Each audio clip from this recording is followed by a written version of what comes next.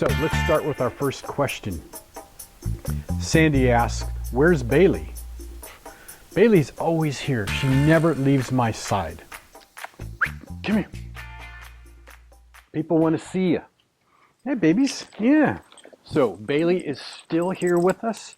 She's gotten a little gray like me, but she is a devoted, loving dog that is constantly in my shadow. So even when I'm cooking videos, she's usually underneath my feet in some way, waiting for me to drop something, which is quite common, and it's what I do. She's doing very well. She's about 9.5 years old now. She does have a cancer tumor on her leg, which yeah, is unfortunate, but the only way to remove it at this point is to remove her leg, and we really don't want to do this. We would prefer to control it as much as possible. And surprisingly, what they recommend is to give her a couple Benadryl pills every day, and that has really done a lot to minimize any growth or spreading. So I'm very fortunate for that. So every morning and every evening she gets a half a slice of bread with a pill hidden in it, and she really enjoys that. So yeah, thanks for asking. Bailey is doing great, and yeah, maybe a little yeah, maybe a little fatter for the wear, but yeah, she's a good dog. So my next question is from Dave S. And this is a couple questions that he posted about the Minion method. And if you remember a while back in my tips, tricks, and techniques video series, I posted a video about what is the Minion method, which is used quite common in a Weber, what do they call those? The Weber Smoky Mountains. It's quite often used in Weber kettles, and it's quite often used in ceramic cookers and etc. And it's a way to that you pile up your charcoal briquettes and you light a couple on the top, and that slowly burns. So it's a way to get a slow, long cook on in your grill, if you will, over a number of hours using this method. Now, his question is this suitable for pulled pork? And don't the coals need to be offset? If in the center, where does my drip pan go? All right, so when I demonstrated this method, I demonstrated it in a Weber kettle, and I put the coals right in the middle, which kind of takes away from using a drip pan. What you can do with the Minion method is take it and split the pile in half with an even number of coals in roughly the same placement, and then light both on the top. Put your drip pan in the middle, put your pulled pork, your pork shoulder, if you will, right on the top grate there, and cook away.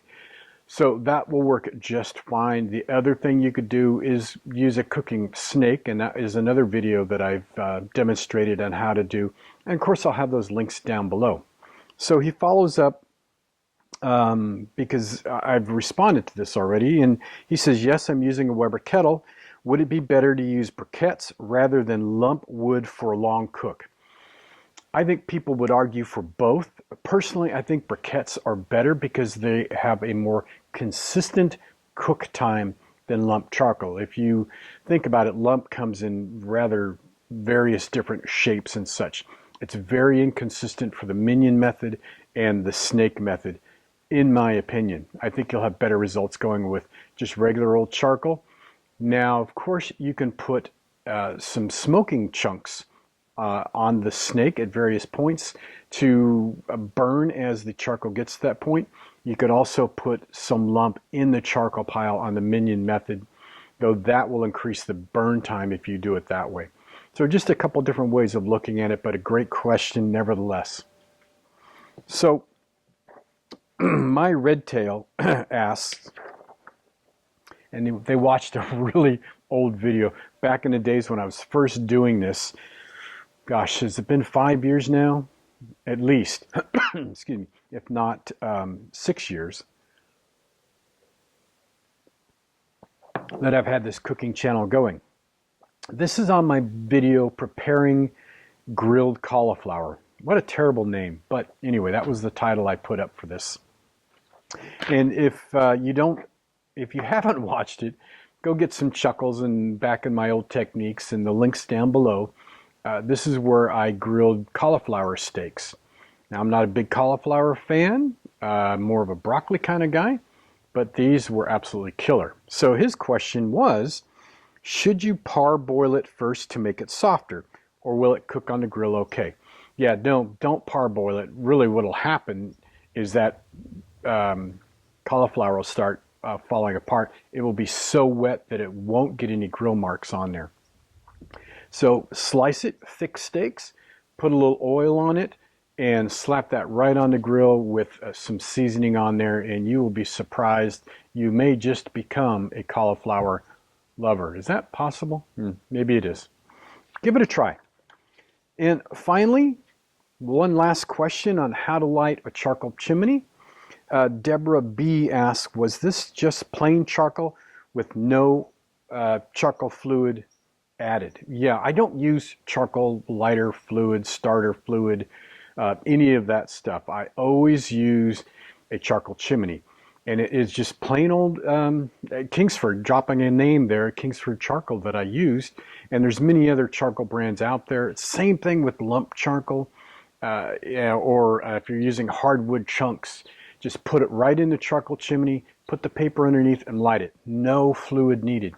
That is a carcinogen. It can add unsavory flavors to your food if it doesn't burn off completely. And it's not needed. It's an expense that you don't need. I'm not saying you can't use it. If you want to, knock yourself out. But in a charcoal chimney, there's no need to use lighter fluid. So that is it for this week's Q&A. Great questions. I hope that brought you some insight to more grilling and barbecue. If you have any other questions, as I said, put them down below. I'm more than happy to answer them. Hope to get them on the show for you.